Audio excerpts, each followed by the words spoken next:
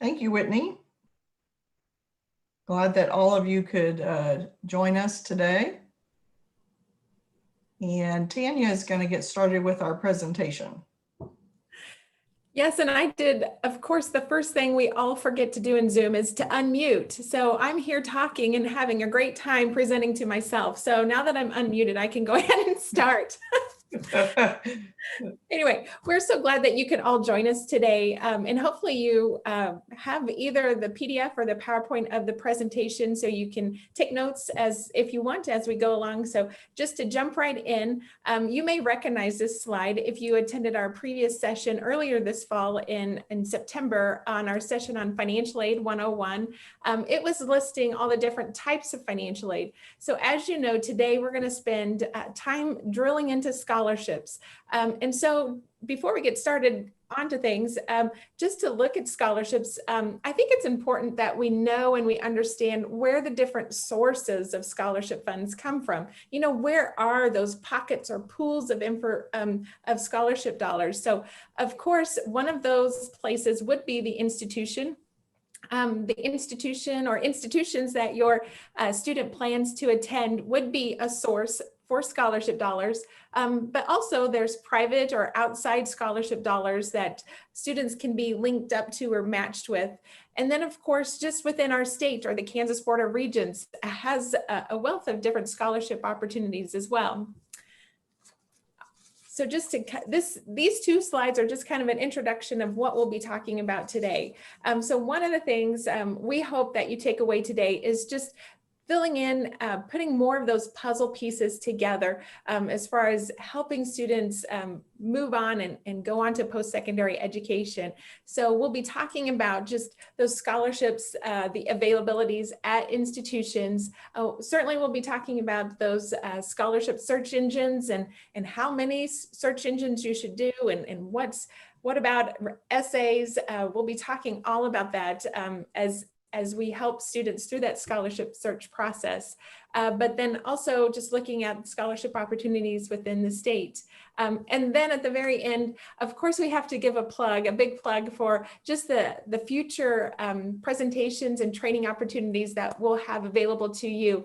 We hope that doing these training sessions, breaking them up over the course of the year works well for your schedules and you can attend those sessions that you're most interested in.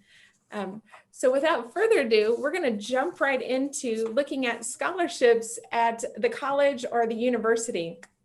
Again, I work at Kansas State University, so this is why I got this slide assigned to me. It makes the most sense. I work with this every day. So for you as the high school counselors, the main recommendation, and you'll probably hear us repeat this over and over throughout the presentation, is the best tip you can give to your students is to help them be organized in their scholarship search. That really does matter quite a bit, especially if you have students who maybe haven't narrowed down what college they plan to attend. You have all your high school seniors now right in the throes of doing these very activities that we're talking about today. So if you have students who they just maybe haven't decided which college or university they plan to attend, definitely they'll want to stay organized in that search because each college and university could have their own application process. So it's important for those students to be aware if school A has just a one application process and that's all there is, it's a real simple process and you've applied for all scholarships through that institution, that's good to know. Or is college B that they're considering, do they have maybe a main scholarship application that's for all their centrally awarded scholarships, but maybe they have scholarship opportunities further within their college or university down to maybe the departmental level. So that's important for them to know what is the possibility at that college or university. Just to talk a little bit about, for instance, K-State, we're one of those institutions where when you apply for scholarship, well, when you apply for admission, you're also applying for scholarships. And knowing as a student for that institution they're applying for, what is the criteria? Is the criteria for those scholarships, is it looking at GPA? Is it looking at a standardized test score too? Is it looking at those things together to match them up with those different scholarship opportunities at the school. It's good for the student to know what that is and what they could potentially be awarded. Many schools have all those details listed on their website, so students can see what opportunities might be available to them. So helping them, again, stay organized, meeting all the deadlines, knowing what those deadlines are, what's that eligibility criteria, have they met that eligibility criteria? And then if they are awarded one of those scholarships, it's important for them to remember definitely what those renewal criteria might be. If that is a scholarship that is a renewable scholarship, is that scholarship while they're enrolled at the institution, does that scholarship require them to complete or have just a certain GPA and that's all they need to do to have it renewed? Or is there also a GPA and a number of credit hours they need to complete each year at the institution? Is that a piece of that renewal criteria? So it's important for the student to be aware of what those things are. One thing I thought I would mention too, during this part of the presentation, when we talked about what are the scholarship criteria, and in a normal non-pandemic time of year, definitely institutions probably leaned heavily, mostly on a combination of perhaps the GPA they've achieved while in high school, but they also coupled it perhaps with a standardized test score. I think it's important for us to maybe talk about too right now, students may not have the opportunity right now to take that standardized test. Maybe they were in line to take that back last spring or even June or throughout the summer, but just because of the pandemic, they haven't been able to, as ACT or SAT tries to come up with a solution for those tests. So I know schools, definitely at K-State, are talking about what are scholarship opportunities for students, maybe that they're test optional. You might hear that phrase, a test optional scholarship. So what that would mean is that the institution would maybe award a scholarship just based strictly on the information available at the time, which is maybe just that ACT, not the ACT, but the high school GPA. What does that look like? So that might be one of those things you tell students, ask that question. Don't be afraid to ask, is that school offering those test optional scholarships? And it could be institutions know about this issue and they're still working through what is their awarding criteria look like. So definitely encourage your students, stay organized, know about what the deadlines are, meet those deadlines. And I'll give you for instance, on the deadlines. For my institution, the deadline is December 1st. And I know last year and previous years, we certainly had students that applied after our priority deadline of December 1st. Unfortunately, in those situations, we aren't able to offer those scholarships. They may have been eligible, they may have met the eligibility criteria, but because they applied after that deadline, we couldn't promise those dollars. Maybe not until later, until we knew, did we have the funds to make continual awards? So it's better for your student, definitely, to apply, meet the deadline, know they're going to get that scholarship opportunity, as compared to applying after that deadline, not knowing if that institution would maybe have funds available if. So definitely applying by that scholarship priority date is definitely very important. Staying organized, reviewing the criteria, what are those renewal options are all important things to consider when applying at different colleges and universities. This particular, since this is like a large source of funds where students are applying, we thought at this point maybe it would be a good time to maybe just take a pause and a break and maybe see what kinds of questions you might have or any discussion topics perhaps. So if you could, and I see the chat is full and busy, and just as Whitney said, yep, I haven't had a chance to even look through that. So feel free to raise your hand if you have questions and we can have you unmute and ask them yourselves. Or like I said, you can put those questions in the chat box and we can read them out to our presenters.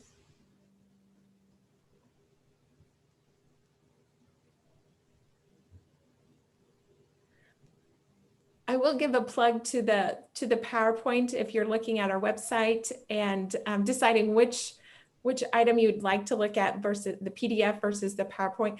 I will give a plug to the PowerPoint. Within the PowerPoint, as you know, you can have notes added to that. And so we have a lot of our notes in the PowerPoint. So that would be definitely a takeaway resource for you. And we do have one question in the chat box. Will super scoring of ACT tests be applied to scholarships as it is to admissions? That is a great question. I'm so glad you asked that. That was one of the things I thought about talking about, but then as I got going, I forgot. So I'm glad you brought that up. That is a great question. And I would definitely encourage your student to touch base with each institution, because each institution may have their own policy on super scoring. And I hate to talk too much about K-State because this is supposed to be more generic, but I will say at K-State, we were definitely an institution before that we did not do super scoring. But now, just with the changes that are happening at ACT, where students are able to take just a subject test and not the whole battery of tests to get a full composite, we've definitely shifted and we're now looking at super scoring. So, and to talk, yes, what is super scoring? You're talking crazy language there. Super scoring is, and it's specific, I know with ACT, ACT you take a variety of subject tests. You'll have your English, science, math, and then for each of those tests, you have a score for each of those. And then if you take the complete test, altogether that makes up your composite score for the ACT. And in the past, that's all institutions maybe utilized, perhaps, was that, that composite score.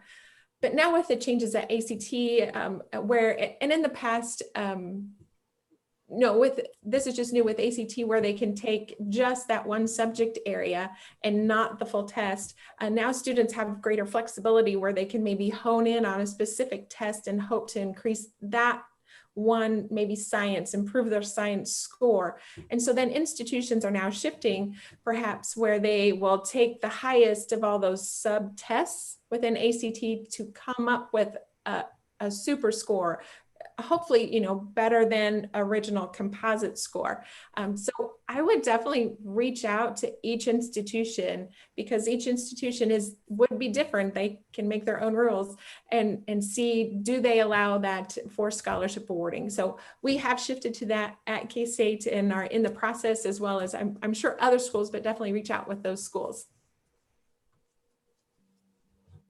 I think you answered the last question there, that it's important to reach out to each school. We had a question whether or not it was accepted at any Kansas schools yet. I'm not seeing any other questions at this time. Okay, let's move on to the outside and private scholarships now. And I'm Linda with the Kansas Board of Regents, and glad to be with you today. And Tanya and I both have students that just have graduated from high school and have kind of gone through this scholarship process, not only in our professional life, but then in our personal life too. So we have hopefully some knowledge to pass along to you and show you as the high school counselor how you can help your students go through this.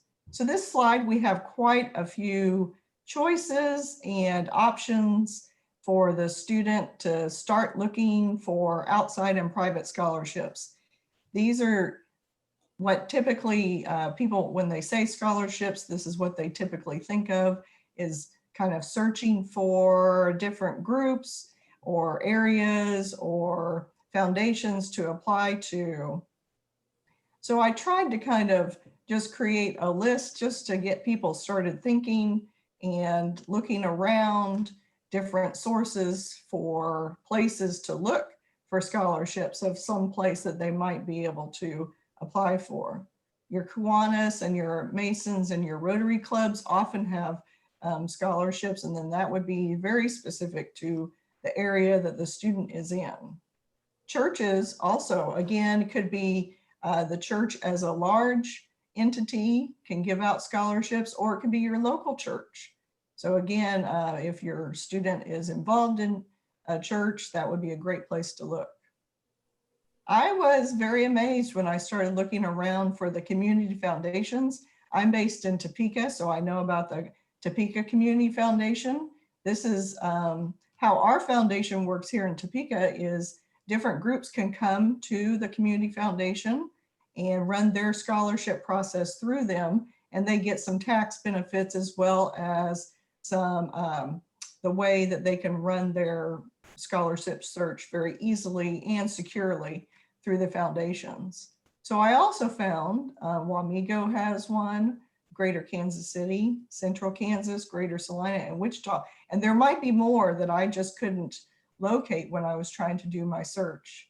That I'm going to speak to the Topeka Community Foundation. We have, I'm trying to think of the number, but there's at least 30 scholarships that the student can apply for. Each one's going to have their own criteria. Each scholarship is going to have their own criteria. And of course, the student has to be aware of that and to look at those.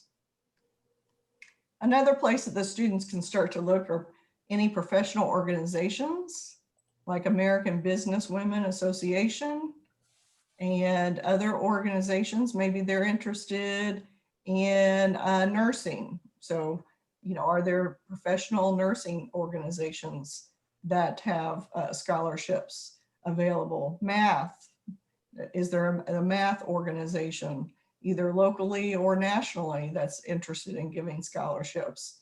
So if your student kind of has an area that they're interested in, that might be another route that they can look for scholarships. And the colleges, the departments could help them with that as well. So that might be a question that they can ask the department when they are visiting with them. Are there any associations that you're involved with or that you know about that give scholarships that I could apply for? Here in Kansas, we have the Dane G. Hansen Foundation. It is based in Southwest Kansas, and their website is very clear and concise about their scholarships and the opportunity that those students have. So I encourage the students that are in that area to look that up. Tanya told us about another scholarship, and we will link this on the CASPA website. It's called the Hagen Scholarship, and it is a nationwide need-based merit scholarship designed to help students in small towns and rural areas that are, and they're trying to have those students graduate debt-free. So they have to be a graduate from a public high school in a county with fewer than 50,000 residents. So we'll put the link out there and some more information because we didn't end up putting it on the slide after the presentation's over. But I thought that was another great one for Kansas to have. And of course, the military is very interested in giving, and they have many sources of funding to give their students because they're very interested in having their students have a college degree, whether it be a bachelor's degree or a master's degree. And so they have lots of different opportunities to give money to students. The Gates Millennial Scholars, we've had a few in Kansas. This is a national search and very strict criteria, but the scholarship dollars are really great. And the student not only gets tuition and fees, but they also get some housing cost and any supplies taken care of. And they're also part of a community with their other fellow scholars. So that might be something just to look into to see if any of your students might meet that criteria. The Rudd Foundation Scholarship. is for Pell eligible students who wish to attend Wichita State, Emporia, or Fort Hays State. And again, you need to look at their website to find out the criteria and also the scholarship application. Maybe your student is employed somewhere that has scholarships available. Maybe the student's family members are employed somewhere that also give scholarships. So that's another great place to look. And then as I was looking around for opportunities for my son to apply for, I noticed that the college and university financial aid pages do a very nice job of putting different kinds of outside or private scholarships and even scholarship searches that are available to the students. So that's another place, even though you might not be interested in going to Wichita State, their page was very, very helpful and had a nice long list. Do we have any questions about or comments about outside and private scholarships?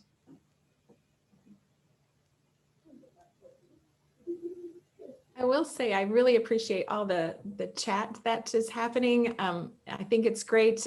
Those of you out there are sharing information that you know about Hagen with your colleagues. I think that's the best takeaway from these sessions is just how we are able to share information and ideas. So I really appreciate those comments posted there.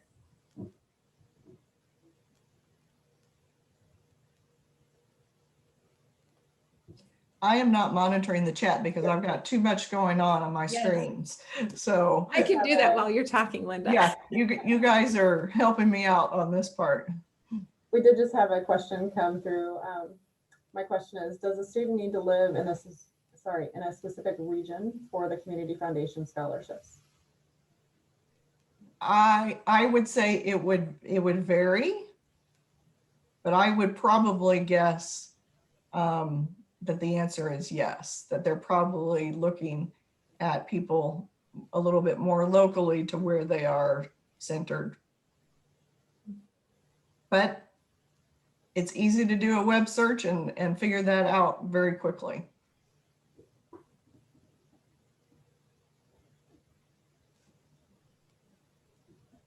I'm not seeing any other questions at this time. Sounds good. Okay, moving on. Yep. So the next couple of slides are going to talk about the when and how to apply. And as I already mentioned, staying organized is important. And so, and I know at your role as a high school counselor, you're always encouraging those students to apply for as many scholarships as possible. Even if it's $200 or $500, apply for them so that they can, if you don't apply, you can't win, right? You got to play to win. So apply so that they can be considered for those. And especially when you consider like those scholarship applications that may require an essay. And I know you're all sitting there going, yeah, none of my students are very thrilled with essays. So, but it's helping them realize that's everybody's thought, right? But if you're that one person that applies for that scholarship, your likelihood may be greater because the applicant pool is smaller. So they maybe have a better chance of winning those scholarship awards. And then as far as if they are invited to interview for that scholarship, encourage your student to put their best self forward. It goes without saying, but I know having, as Linda mentioned, both her and I have 18-year-olds and maybe they don't realize putting your best self forward and treating it like a job interview and looking professional is very important. And even in that essay, having somebody critique that essay and maybe give some editing points. Is the punctuation good? Is the grammar good? Are there no misspelled words? Those are all very important things to consider, and things that I'm sure that you're telling your students. Even as they write that essay, having that essay speak to that donor, right? That donor may have a certain mission, maybe looking for a certain type of student. So having your student tailor, if they can, a little bit that essay to the donor. And I know on our next slide, we talk a little bit more about essays as far as like having them find a web page, or maybe there's a resource within the school. I know a lot of times maybe that English teacher may be picked on to help edit or critique those essays, or maybe you are as well. But maybe you can link up other teachers in the school that might be willing to read that, or if their parent is willing to read their essay to provide good feedback and tailor it a little bit more. Hopefully as they create these essays or answer maybe certain typical questions, maybe they'll have develop over time sort of a repertoire, if you will, of essays that maybe they can take, and the gist of it or the main idea is all there, but maybe they just tailor it a little bit, tweak it to fit the donor, and then it's ready to go. It doesn't have to be that brand new essay every time. Maybe they can take one that they've written in the past and then just tailor it a little bit more for that scholar, that donor. And the point I always, whenever I talk about scholarships, and certainly scholarship searches and writing essays, I always like to drill home this point. And so I'm sure you all have already heard it, but our students probably haven't, or they haven't thought about it as far as for them to do the math. And that is to do the math in applying for that $500 scholarship. And it requires an essay or two, and oh, groan, they just don't want to, do they? But help them realize, do the math. If they have a job, and if they have one of the, for my example, I'm going to give maybe perhaps a better well-paying part-time job for a student paying $15 an hour for this example. They're working at Target, they're getting paid $15 an hour. And if they win that $500 scholarship, what that would mean to them as far as working to get that same $500 would mean that they would need to work 33 hours. That's a whole lot of time to work to achieve the same amount, where maybe they would write an essay or work on a scholarship application for a couple hours. And that takeaway would be, you just were paid $250 per hour. Which would you prefer? So spending the time and working on those. I thought as I was preparing for this, this presentation, I thought I would share like this example. This is real life, just happened this fall. For a student that's attending K-State.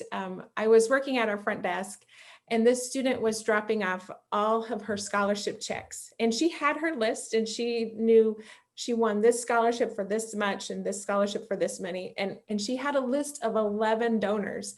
And I made the comment to her and I said, wow, I can tell you really worked hard if you applied for so many scholarships and you won that many scholarships. And her dad was right there beside her, of course. And I'm sure dad had some influence on how much time she spent on applying for scholarships, but it paid off for her.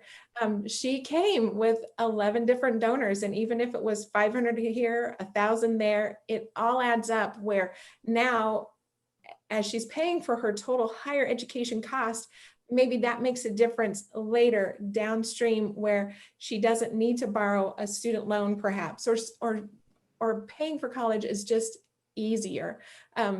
So I recognize those students who do work hard, and certainly what goes through my mind as I'm talking to her is like, wow, I need you on a student panel. I need you to come talk to students and say it is possible, but yes, it's hard work, but it does pay off. So those, hopefully, I don't know if those help as far as your conversations that you have with your students, helping them realize, yes, apply for the scholarships, apply for them all, put your name out there, get your name in the hat so they can hopefully be matched up with those resources. We thought here might be a good idea to take a break and ask some questions. I'm sure that the chat maybe has been bustling with maybe some questions, or if you even have ideas that you'd like to share. That's one of the great things I like to see happening, is just sharing your ideas on how you get your students involved in writing things, or resources you've hooked them up with. What ideas do you have, or what questions do you have?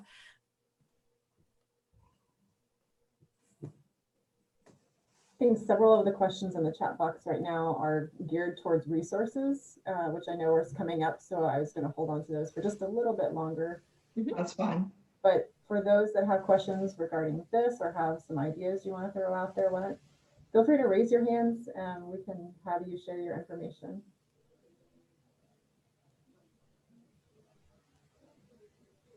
I have a question. Kimberly Jackson. Go for it, Kim. I work with a lot of students from the Kansas and Leavenworth area, and I would like to direct them to somewhere they can find local scholarships. And I know they're like out there, but I don't know what website to access so they can have access to like all the local scholarships. So yeah. Kimberly, unfortunately, I'm not sure that there is a website that's going to put all that information together for you. Mhm. Maybe just asking other counselors or other people at your school about different scholarships that they've seen in the past. And maybe that would be a task that you or someone else could take on at your schools to start to put together that list for your students of the availability of the different options that your students have in your area. Okay. Yeah, thank you.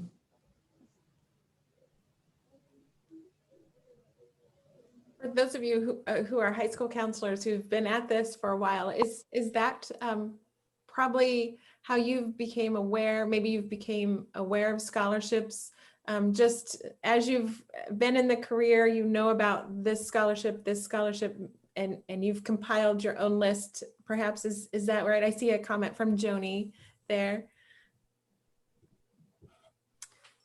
And it says that she shares those, she has a Google Doc that she shares those with, that students have access with. That's a great way to get that information out.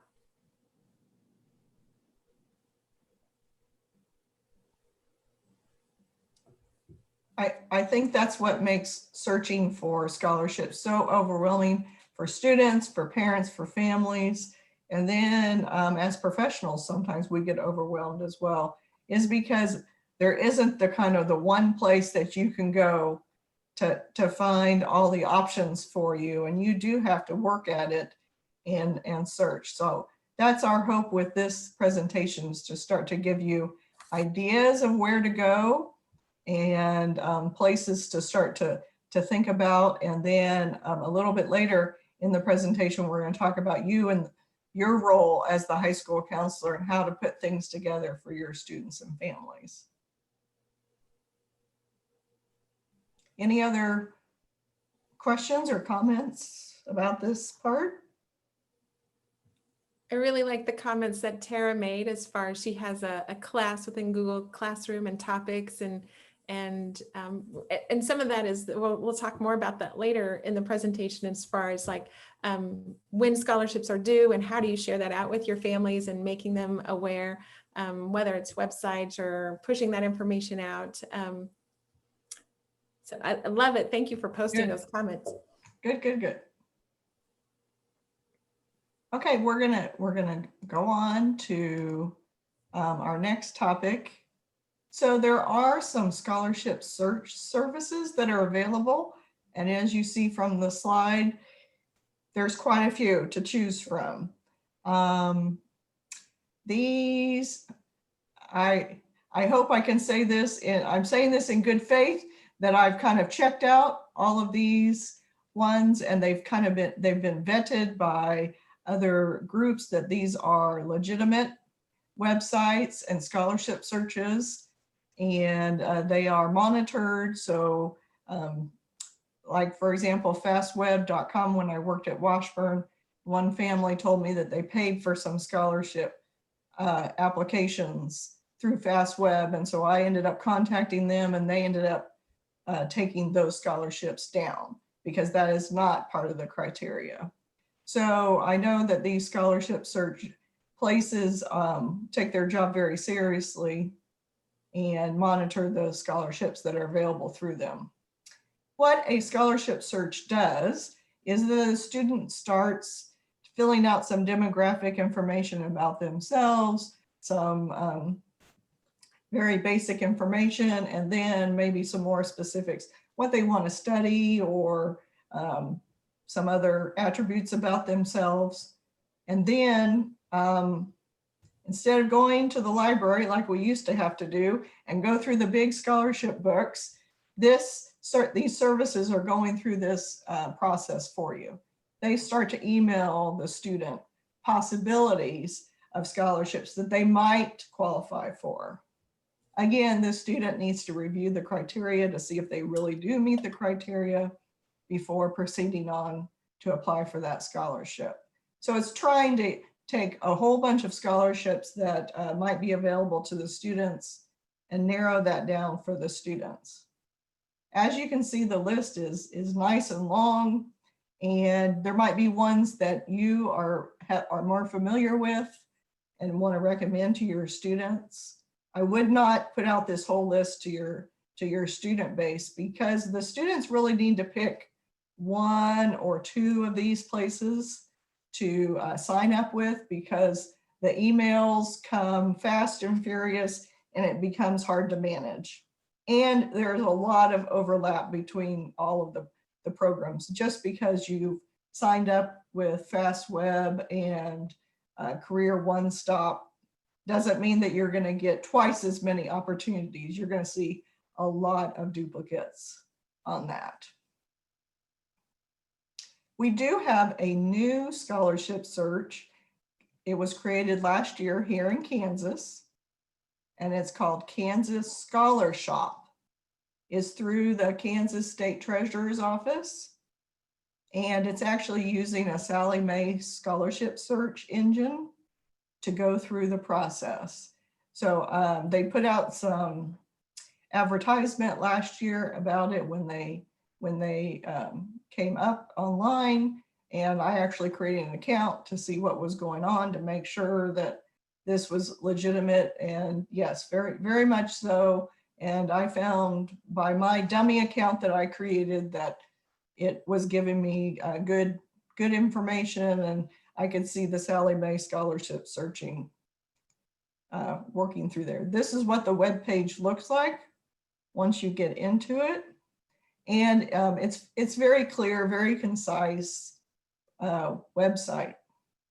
And in addition to rolling out this website, they also, because of the pandemic, created a lottery scholarship, and I can't remember if they gave 4 or more scholarships to students because of all the chaos that was going on. And so parents could nominate their students, and so then they gave out scholarships that way. So that kind of lended a lot of credibility in my eyes about what they're wanting to do with this website and how they're wanting to reach the students. Okay, along with those scholarship searches, of course, there's always people out there trying to muddy the waters with things that aren't right. So we always have to talk about scholarship scams with our students and families and how they're supposed to watch for them, especially when they're putting their name out there and their email out there in lots of different places. We often talk about this in the financial aid industry, that the FAFSA form is free. That's what the first F in FAFSA stands for. So you don't need to pay someone to fill it out for you. Even if your family is scared about filling out the FAFSA, there are lots of resources to have help for them. They could go to a college or university near them, and that financial aid office could help them, even if they weren't necessarily thinking about going to that college. The financial aid office is there for them and can help them fill that out. So they never want to pay for anybody to help them fill that form out. And you don't want to pay for an application for a scholarship as well. Those scholarships that are asking for application fee, they're just recycling that money. And that's not the right way to do a scholarship. We at the Kansas Board of Regents, for our state scholarships, used to have an application fee. So we always used to have the caveat saying, don't pay for any scholarships except for ours. but we have we don't have the application fee anymore, so we don't have to worry about saying that. I've heard some emails or other letters that you've been informed that you've won a scholarship. The student has won a scholarship and they did not apply for it. That's most likely a scam. It's probably, too good to be true. So you don't, again, just probably you want to research it a little bit, but probably it's not real. You can also research past winners of a scholarship. If something seems a little bit too good to be true, really kind of dig into that group or the past winners to get some information. And then for scholarships, most likely you don't have to provide financial information. It should be going off of other characteristics or aspects for your student. So you shouldn't provide any financial information.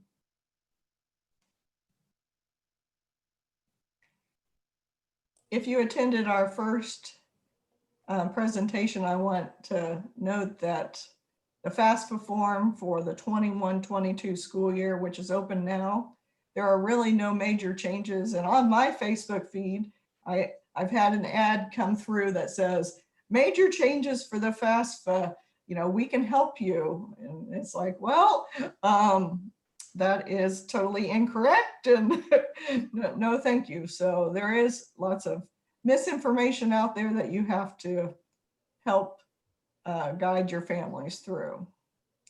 Tanya, did you? How did you tell? I wanted to say something. Oh. I was just going to comment. There was a question in the chat that talked about if you're saying don't provide financial information, which definitely don't give them tax returns whatsoever, but you hear about all the scholarships that are need-based. How does that factor in? A lot of scholarships are need-based, and what donors will do in those situations is they may work through the school, perhaps, where the student may have a form that they need to turn into the school that the student plans to attend, and then the school will verify perhaps the total cost for that student to attend the school. What is the amount for tuition and fees, room and board, books and supplies. But then if the student has completed the FAFSA, maybe the donor asks the student to share information about the results of the FAFSA. The FAFSA, as you know, comes up or calculates that expected family contribution. So maybe that donor wants that type of information, or they may ask the school to provide some insight. So that's a more legitimate way, although here recently in the last year or two, even schools were being told we can't share that information with donors because we needed to protect that financial information of the student. So that's where it sort of maybe shifted to the student supplying that information to the donor. So that's a way where that can be shared in a more protected fashion. We do have quite a few questions in the chat right now regarding scholarship resources. Do you want to go ahead and take some of those? Sure. Okay. I'm going to go back to an earlier question that someone asked. Are there some good scholarship resources for adults, parents of students, or non-traditional students that you know of? I'm just guessing that those scholarship searches that the list that I had out there also can be for adult learners as well. We did have someone ask, are there any resources to help deal with scholarship scams? So are there any comprehensive lists that you're aware of known scams? Oh, that's a very good question. I don't know that there's a comprehensive list, but every once in a while you hear about one, but I'm sure the old adage is always true. If it sounds too good, then it probably is, as far as guaranteeing and everybody will get one. Well, it could be a lot of times what they're promising is definitely something you will get if you just did it on your own, if it's completing the FAFSA or something of that sort. So, but I'm not aware of like, the big black X list that's out there. I wish there was, right? That would really help parents and families a lot. I might try to do a Google search and just see if I can find anything. And we can put that in our comments and post it to the FAFSA web or to the CASFA website. That's a good question. We got another good question here. Do you feel like there are scholarships out there for students who are not Pell eligible and are not at the top academically? Yeah, I saw that question and I would say definitely there probably are. I'm sure more scholarships do either gravitate to those two categories you were talking about, either those students that are really high need. Like I saw in the chat, people were talking about the Hagen Scholarship just shifted recently, and now students could only get that scholarship if they had a below a certain result on their FAFSA. But I'm sure there's scholarships out there for those categories of students. I would say probably it might be a little harder. I don't know. I don't know if I'm talking at a turn there where they're not coming from a family where maybe they have the resources, and so they're not a high need student, they're not a Pell eligible student, and they've done, okay, academically, surely there's scholarships out there for those students. I would say yes, there are, but just it might require more searching for those. I don't, is that your guess, maybe, Linda? Yes. So when my son was searching, he would get so frustrated that he didn't meet the criteria because unfortunately he's a white male. And unfortunately he is not Pell eligible. And he kind of got frustrated at some of the scholarship searches because of that. But they do exist. I might think that especially if the student is interested in an academic area or an activity like debate or newspaper or something that they're going to continue at the college level, that there might be some opportunity for scholarships kind of that direction, a little bit more pointed towards what they want to do. And so groups might be looking at someone who knows that they want to do that type of work or do that kind of major that might not be as attached to a GPA.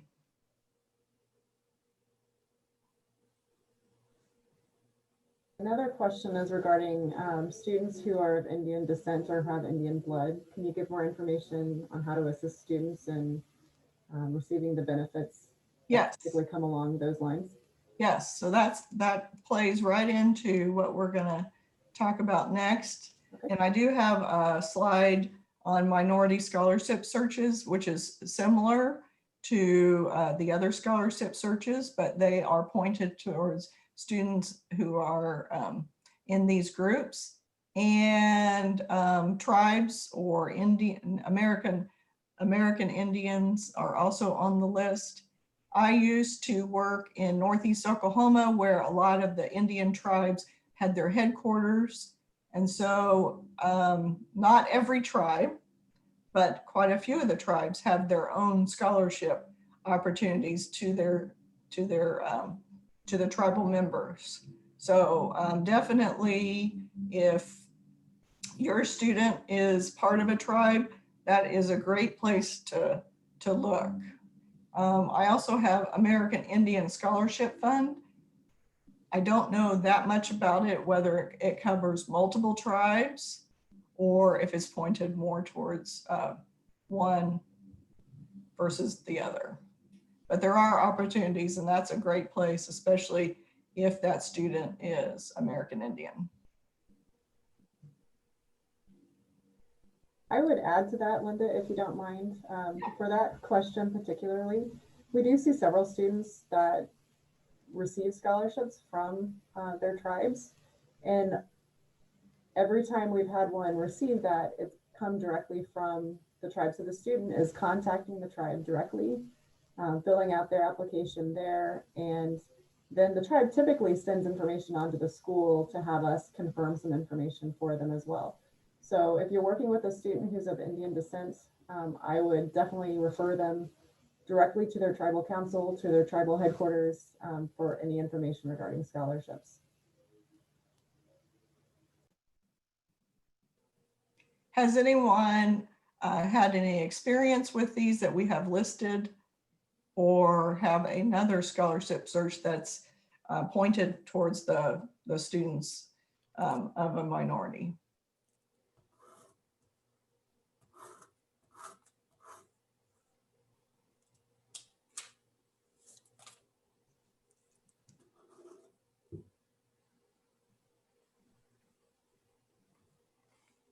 Okay, I think we'll move on. And Tanya's going to talk about what your role is of the high school counselor. Yeah, and I was just noticing the time too. Gosh, we've had Yeah. so much fun I already, know. and it's almost know. 2:30. So we've got so much more we want to talk about. But Yeah. anyway, yes, your role as the high school counselor and helping with those scholarship searches. Let's see, what did I want to say on this? So it was mostly as far as how do you help get that information out to the students? And we've already kind of talked a little bit about some ways, and there's been some chatter in the chat as far as ways other high school counselors have pushed out that information to students. And so you might be, you are probably that lone person right now that is helping the student or helping the families realize the scholarship opportunities that are out there. So your role, gosh, we thank you so much for what you're doing in helping get this information out to students. So some of the things that you're probably utilizing definitely would be your webpage that you have at your school. Maybe you're pushing out emails to the student. One thing I would say that definitely happened with my daughter this past year. She was applying and her school was informing her of scholarship opportunities and the deadlines for those scholarships. But I never heard about it. And if I heard about it, well, then I would help make sure she was doing what she needed to do. So if you are at a school and you're able to, with your student system, if you can push out some of that information to parents as well, then it's in their hands. And so then they have definitely been informed. And so it's their chance to react to that information. But even old school ways, as far as posting a bulletin board, that is still a good way to get out information, you know, as students pass by that hallway when they're in school, that can really help. But to me, as I thought about this, it's recognizing where students are, you know, are they on websites? Well, maybe not as much, even though we preach to them and tell them, go to the website and find out information, because you won't get a lot of information, but are they there, or are they reading their email? We all know maybe not as much as we would like them to. So pushing it out to where they are, and maybe that's more on social media. If your school happens to have a social media page, I know here in our area, our school district, pushes that out, whether it's on their Facebook page or Instagram or whatever, that they try to reach people wherever they are. And that would be my best recommendation for you. Which kind of ties into this next slide too, as far as how often do you do that and how do you organize it on your website? Do you organize it by the priority date, and as those dates pass, do those drop off your website, or do you just maintain that same list? And there was a lot of great information, as we said earlier, as far as people that use Blackboard to have all that information, or Parent Square was one thing that was mentioned, or Google Classroom, all great ways to help share out that information. I know right now's kind of the season, right, for financial aid nights or passing on that information to families, because they're right in the middle of applying to colleges and universities. But do you have those workshops? And I know that looks different right now. Maybe in the past you had schools come into your high school to present, but now it's shifting, and maybe colleges aren't out traveling either. And so getting creative and having Zoom sessions or having pre-recorded information that you can share with your families is another great way to pass on information. And I'll pass it on to Linda. And Linda, I don't know if we want to stop and break for questions or just seeing the time push on through and make sure we cover the state programs. What do you think? I think, unfortunately, we need to move forward, but hopefully we'll have, I'll try to go through the state programs at a fairly crisp clip. And then we can hopefully have time for questions at the end. And ideas, because we like those. Okay, so now we're for your students who are staying within the state of Kansas, going to a school. There are quite a few opportunities that the state of Kansas offers. And all of these programs that we're going to be talking about are being offered through the Kansas Board of Regents. That's where I work. And so some of them have applications, some of them don't, and I'll be highlighting those. The Kansas Comprehensive Grant doesn't have an application per se. It is for students going to our independent or private colleges, our 6 state universities and Washburn. The application is your FAFSA form filled out by April 1. Hopefully that's not too hard on the students now that the FAFSA opens in October. The student does have to have financial need and they do need to be in 12 hours. Our private institutions and public institutions do have different ranges of dollars that they can give. And so if your student's applying to multiple schools, they might see different amounts from different schools. We give, at the Board of Regents, we give each of the schools a certain amount of money and they have their guidelines and then they pick the recipients. So they might spend their money with giving out the maximum to fewer students, or they might be wanting to spread their dollars over many students. So this award can vary from school to school and from student to student as well. Again, no application needed, just the FAFSA form to those schools. Now we're getting into some of the scholarships that do require our application that's available on our website at the Kansas Board of Regents. The Kansas State Scholarship is the scholarship that you as the counselor help us. You tell us the students who have met the criteria for who completed the classes for the curriculum. And then the students with the high GPA, high ACT scores are designated as a state scholar and they can apply for the scholarship. The state scholarship is also need-based. That's where the FAFSA comes in and that's where the schools come in. So the schools actually the colleges or universities are doing some work on behalf of the Kansas State Scholarship to see of the designated state scholars, who's applied and do they have financial need. The state scholarship is available at both our public and private 4 years and community colleges. The FAFSA needs to be done by the state deadline of April 1 and our state application by May 1. Like I mentioned, it is need-based and they do have to be full-time, 12 hours or more. It is renewable for up to 4 years or 8 semesters. And then also on this slide, we talk about the Kansas Ethnic Minority Scholarship. And also you and the high school counselor are involved in this because you have to fill out the high school form for the student, giving us some more information about that student. So financial need and merit is involved with the Ethnic Minority Scholarship. And that scholarship is worth $1,850. They must identify as an ethnic minority group and meet our academic requirements. And of course, more information is available on our website. And that's a very good scholarship for the students. It is renewable. And it is a hard deadline of May 1 because we just don't have as much funding as we would want to award this. So the dollars go quickly. So if you have students that meet the criteria, have them do this application prior to May 1 and have yourself have that form into us.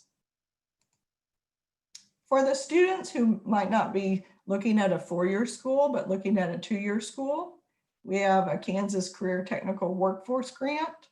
It is available at some 4-year schools depending on the program. So this is looking at certain programs, and we have that list out on our website. So we're looking at programs that are high demand, critical industry programs, and that could make a good wage. We call it a living wage for the student once they get into that program. The list varies from welding to nursing to physical therapy assistant. Again, FAFSA by the state deadline of April 1, and our application by May 1. It can be worth up to $1,000 for full-time students, but it also, we prorate it for students who are with less hours. We have a military service scholarship as well. This is for our public schools in Kansas. The student will have had to be in the military and have served overseas already prior to applying for this scholarship. So they have to have received hostile fire pay or danger pay in a danger pay zone after September 11, 2001. But they can get award tuition and fees, and they can also do that. They need to do the FAFSA and the state application. And the May 1 is more of a soft deadline for that one, but they can be full or part-time for that. We do have also scholarships for students in the nursing program or going towards their teacher scholarships. Again, it's available at quite a few of our schools in the state, public and private. And for the teacher service scholarship, the merit is considered. And for the nursing, it's considered if we have more applicants than the funding. They are renewable, and there is an obligation. If they do get it for 1 year of service, then they owe 1 year. If they get the scholarship for 1 year of the scholarship, and so then they owe a year of service. So for nursing, that means working for their sponsor. They have to have a sponsor, a nursing home or a hospital. Teacher, they have to teach either that subject area or in an underserved geographic area, and we kind of list that out. And we have the different dollar amounts that those are available for.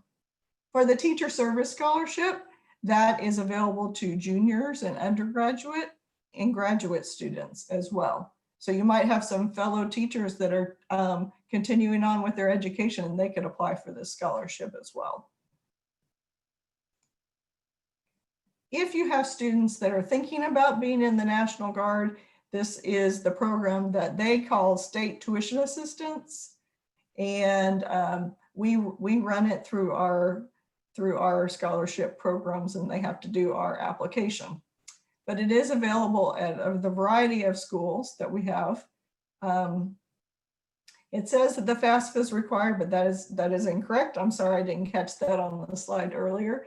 We do have hard deadlines for that application. They have to be part of the National Guard. They could be full-time or part-time. There isn't a service obligation with this, that they're agreeing to complete military service for 24 months after their last semester that they received this assistance.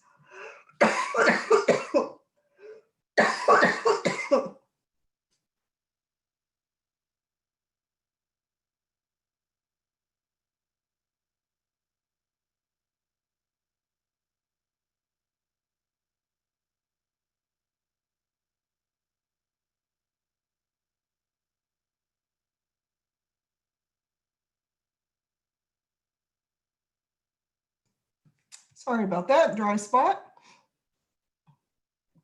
ROTC, if you have students who are interested in ROTC and going to one of these schools, there is available scholarships as well.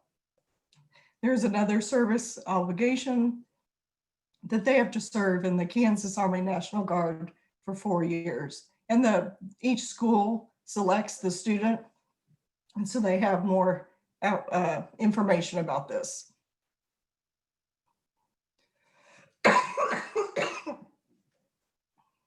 One of our smaller programs that we have is the Kansas Career Work Study. It's available at the 4-year public schools, and the separate applications required.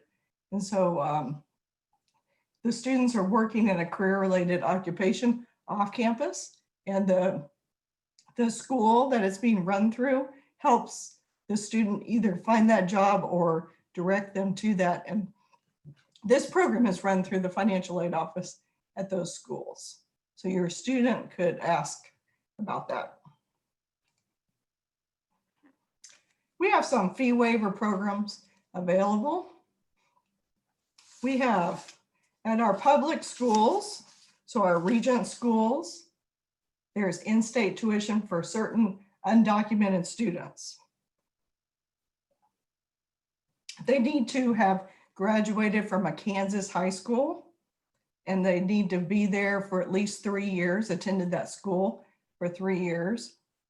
And then those students can get in-state tuition. The school is going to either automatically do this for the student, or they do need to ask about this program that's available.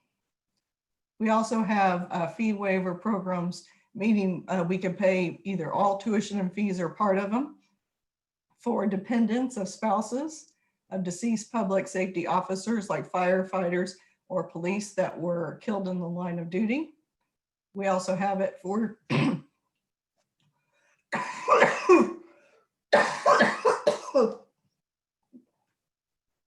deceased military personnel and former prisoners of war can also get their tuition and fees paid.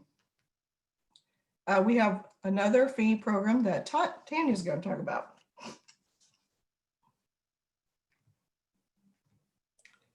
Yep, just to talk really quickly about this one, the foster care fee waiver. This is actually a program that's administered through the Kansas Department of Children and Families.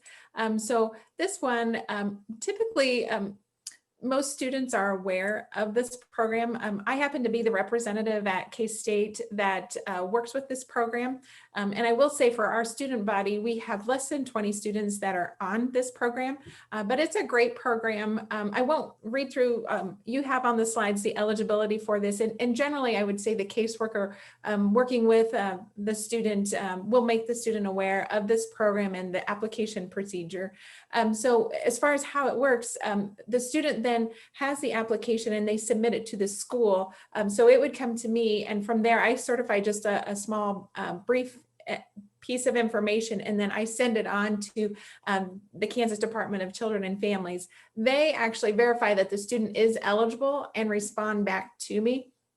In the past couple of years, I've only managed this program for the past couple of years, and I've only had one student so far who has I was informed that they weren't eligible for the program, but this is a great program for students because as Linda mentioned in the previous programs with the fee waivers, depending on the amount, and this one covers full tuition and fees. So for these students, the full tuition and fees will be covered and paid for them through this program.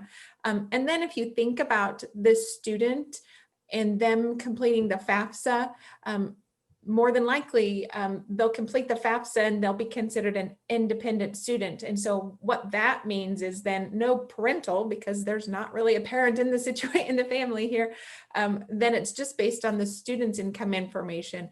And so with that, if it's just the student's income, then more than likely the student will qualify for that maximum Pell Grant. And so when you look at those sources of funds, like all of tuition and fees covered, and then if they get the maximum in Pell Grant, well, that's a good chunk of money that can go straight to housing. They've got a lot of their, at least the big costs in higher education covered. So this is a great program for these particular students. I know since we're getting close on time, I know there was several questions that were chatting about as Linda was presenting on the different state aid programs. And so I think maybe now we'll take a quick moment to ask some of those of Linda. I know some of those were about the state scholar and probably the Kansas ethnic minority as far as the request or the list. Can you talk a little bit about that part, Linda? Are they wanting to know when to start to report the students that have completed the curriculum? Okay. Yeah, that part. So we will start that process where we ask you, the high school counselor, to tell us the students who have completed the Kansas Scholar curriculum classes to us. It'll be about mid-January.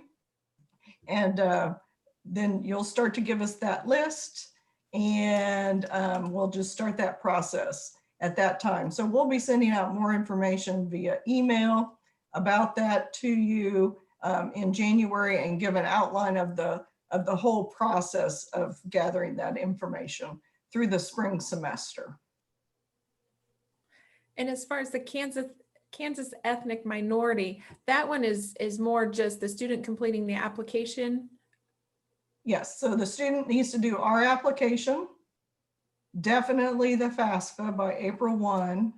And then you, as the high school counselor or someone else at your school, also can fill out the high school ethnic minority form.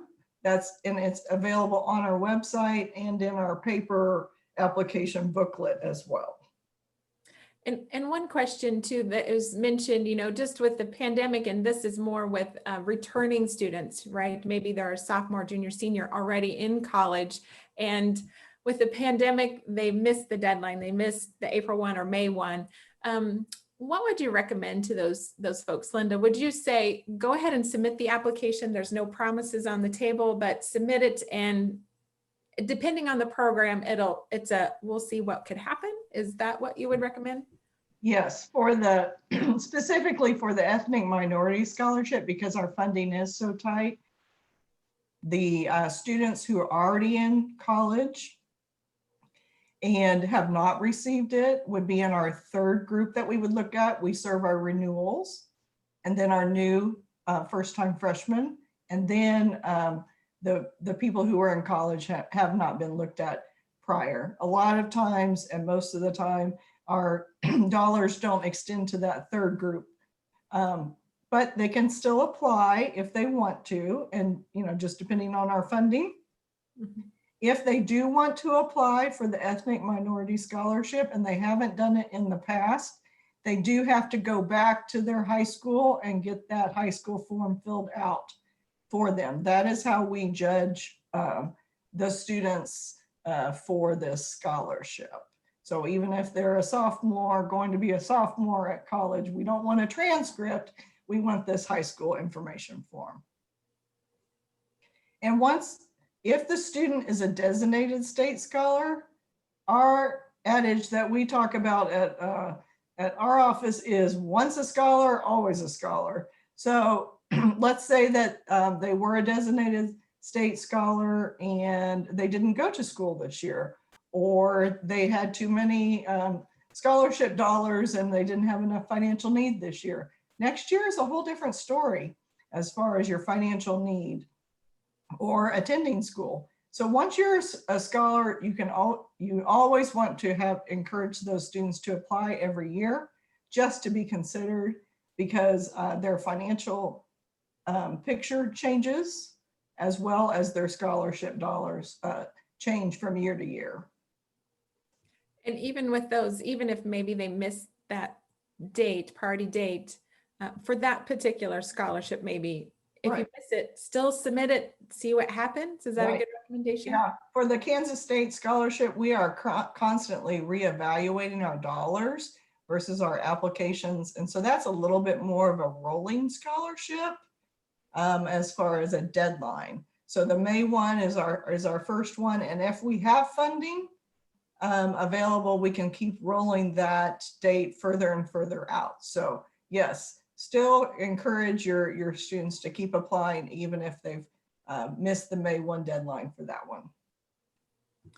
And then I know there were a couple of questions in the chat. One was, financial need and what is that? And I posted in the chat, and what it is, but to maybe give more words around it.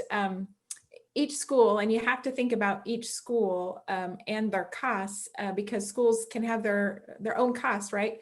When you consider a community college to a state school to even an out-of-state or a private school, right? Those costs are all going to be different. Tuition being maybe the larger variable in that.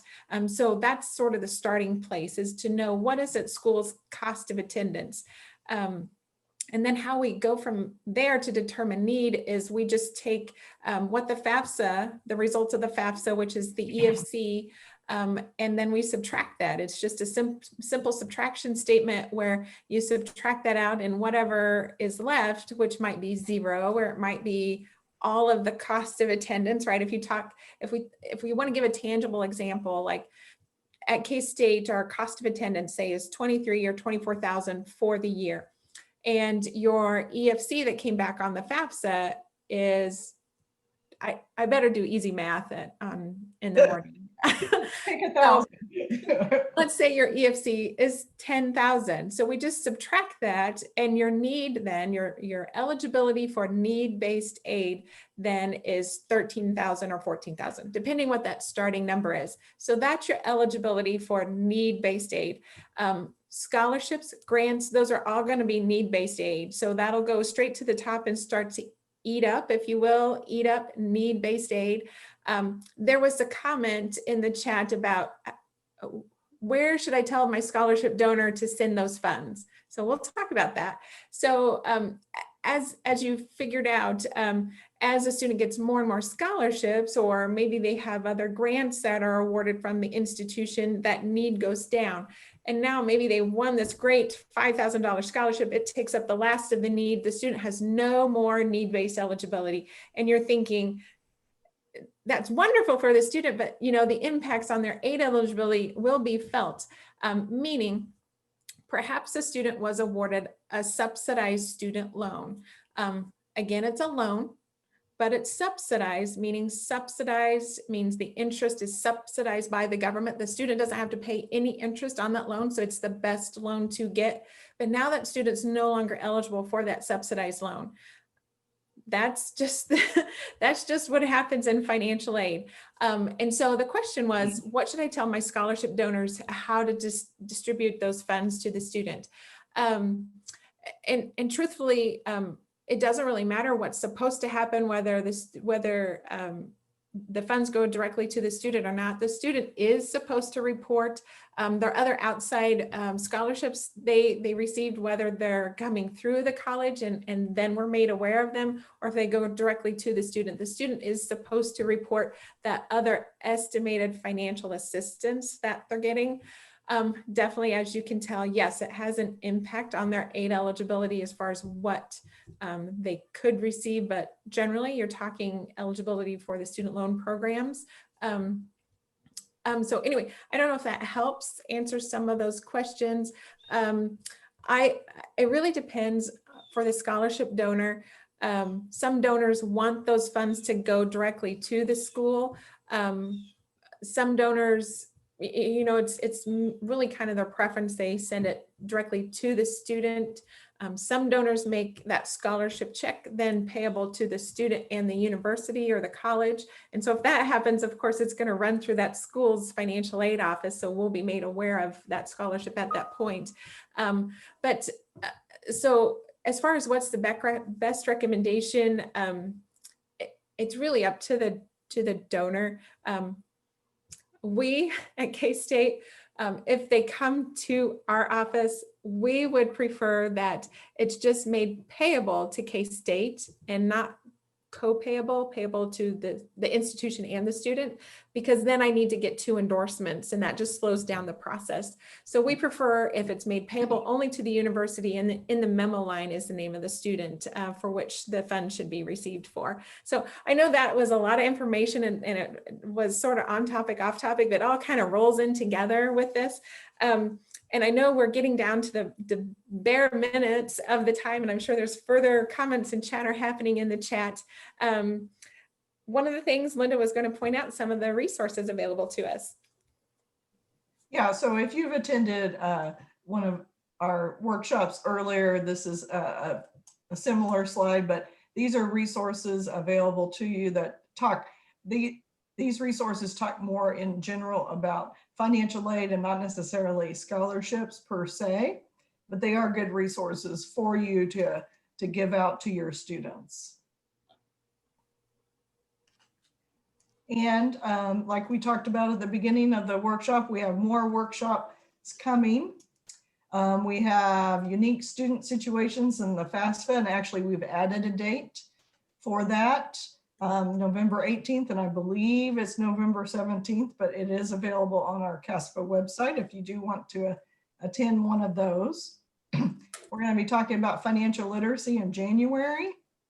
And then in February, we have the post-FAFSA process available. So those are ones that are up and coming.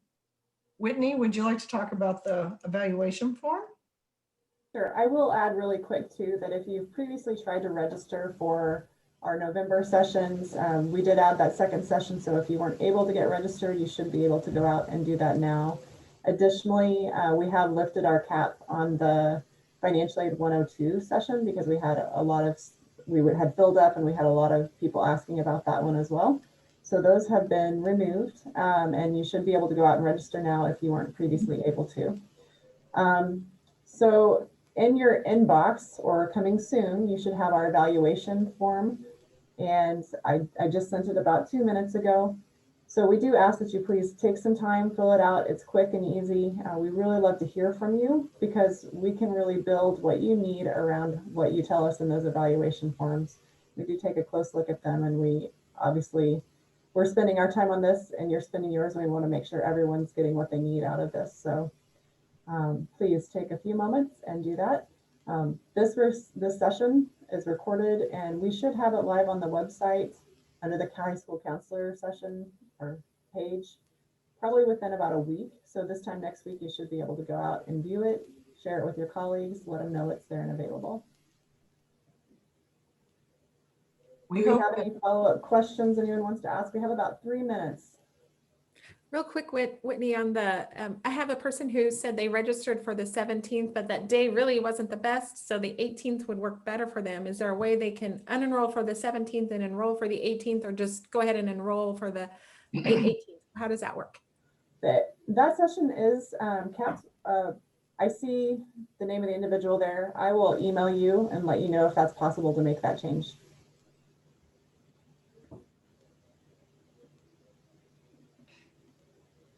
Does anyone else have any questions for our scholarship pros here? I know there was a question about the state scholarship programs, Linda, and as far as students taking the ACT and if they're not able to do that due to COVID, what's the talks going like that at KBOR? So we are still in discussion about that to see how that would impact, because that would definitely impact the Kansas State Scholarship, all that processing that we do, and look and evaluating those students. So at the moment, we're still in discussion and reviewing that, but that we will address that issue when we send out our guidance about our timeline and how to do the process in January.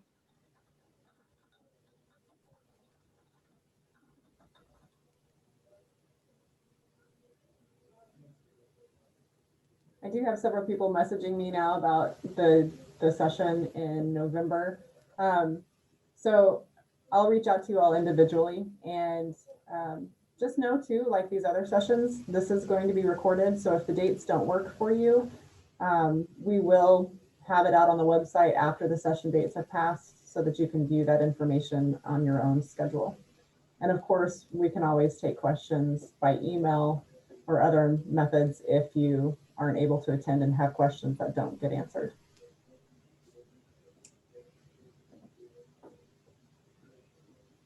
Well, we hope we helped you look at the area of scholarships, to think about ways to help you and your students and your families go through that process to try to find some. That was our big goal for this scholarship search presentation that we gave today. Thank you for being with us. and giving us your great ideas, and we'll make sure that we answer any questions that we didn't get to today and put it out there on our CASPA website. Okay, Thanks for wonderful. joining us. I had a lot of fun and I hope you did too. Thank you, guys. Have a wonderful day.